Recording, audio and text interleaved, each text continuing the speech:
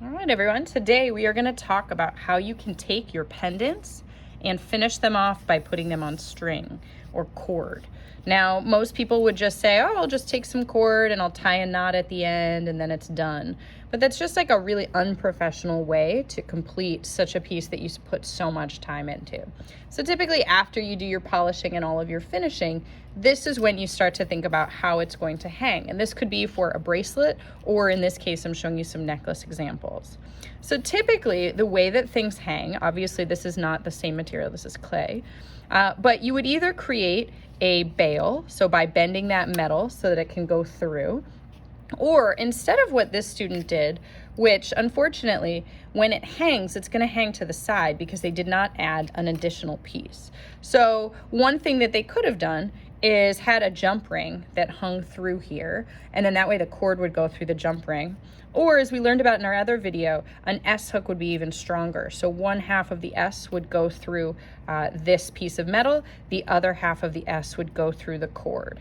So just some things to think about as you're finalizing that part. Now, when you're creating the back of your piece, you can do it as one piece of string, like this one here has one piece of string that goes down one side, attaches to the piece, and then goes up the other.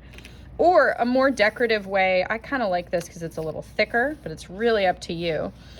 You can double your cord, and so at the bottom end here, you create this kind of coil around it, and then you would also do that up at the top. So you don't have to do it this way. This is just another like way to create a decoration. But what you do need to do is at the end, you're going to be creating kind of this finishing technique. So the cord will be wrapped around itself using some wire to wrap around it to finish it. And then on one side, you'll need a lobster claw or some kind of hook. It could be an S hook. And then on the other side, you need some jump rings or an S that it can attach to. In this case, I used some old chain, put that on one side, and now it can be a couple different sizes. All right, so a couple things about wire. So we have different sizes of wire that you can utilize, but for this coiling part that we're talking about here, the thinner the wire, the better. So for you, you wanna think about the gauge of wire. You also wanna think about the color of the wire. So this piece, for me, silver wire is kind of a theme that went through the whole piece. If your piece is copper, you might wanna do something different at the end, or you might wanna keep it similar. It's just really up to you. So I'm gonna show you an example with one of our colored wires. So the coloring on here is a plating on top of copper wire, so it's green.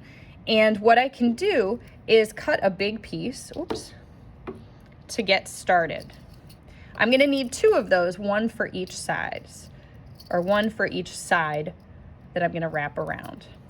Okay, the other thing I need is my cord. Now we have everything from like a cotton cord, we have different colored cords too. You could even do braiding if you want with these. There's lots and lots of different options, so you can look in that drawer to make your decision. Now what's important to think about is the length of this, because you want it to be wearable for you or for somebody else. Some people like to wear their necklaces really high near their neck, like a choker. Some people like to wear them lower near their belly button. So when you're picking your cord, you want to kind of hold it around your neck to figure that out. And you always want to leave about an inch extra on each side, because those parts are going to be bent back down, and that is where we will put the wire around to finish it off. All right, so I'm making a closer to the top necklace. So I'm gonna do one side first. And I've decided that I'm gonna use a jump ring on one side and an S hook on the other. So my S hook will capture onto it. So this is a great time for me to tell you too about our findings box. So in this box are all different types of findings that are pre-made. So if you would like, if you know you want something that's sturdy, jewelry falls off you all the time, you might wanna go with a pre-made lobster claw. Or in my case, I think I might switch and do another type of clasp that's in brass. This is very similar to a lobster claw. Okay, but in here I have some jump rings that are pre-made. I have ear wire. I have all sorts of things that you can utilize. All right, so I'm gonna use one of those pre-made pieces, and on the other side, I'm gonna have an S hook.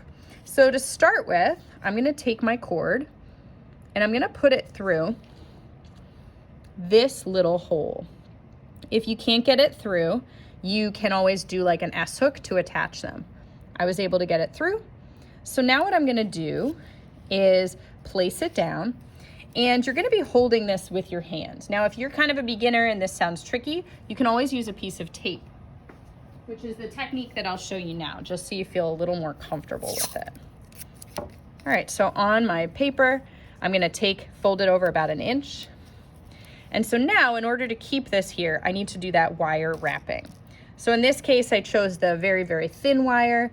The colored wires, if you mess with them too much, the coloring can come off. So you can always use our brass, our nickel, or our copper, which are a little higher quality. But just for the sake of this video, I'm gonna use this.